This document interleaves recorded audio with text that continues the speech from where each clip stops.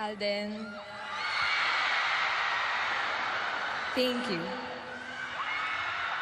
Alam mo, pinagdasal ko talaga tong araw na to.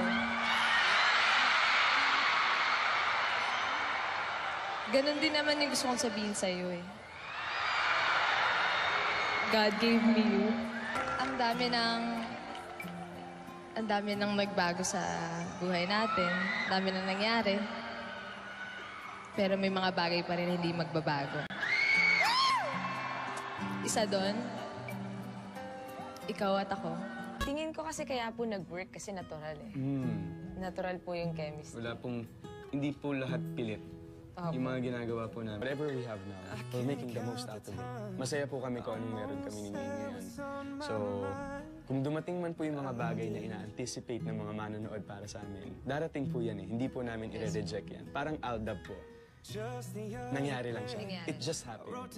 So, we'll see po.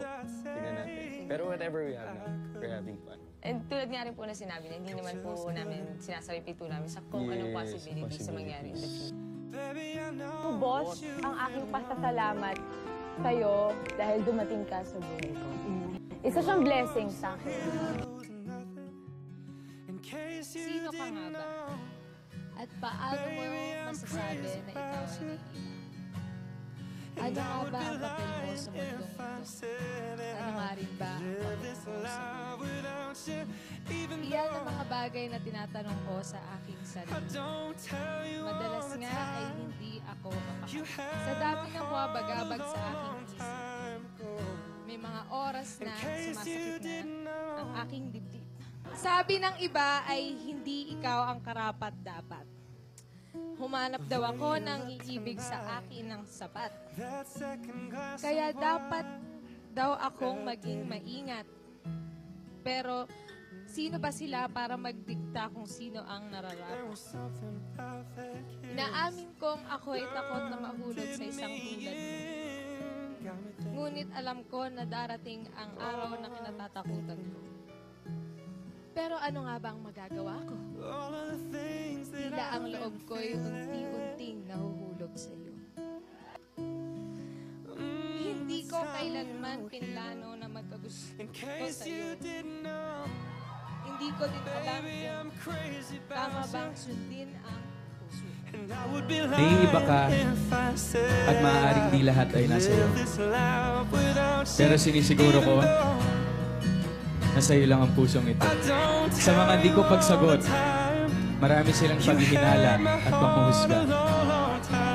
Pero bariwala lamang sa akin ang mga yun. Pagkat sa akin ay ikaw lang ang mahalaga. Noon, takot ako. Takot ako sa maraming bagay.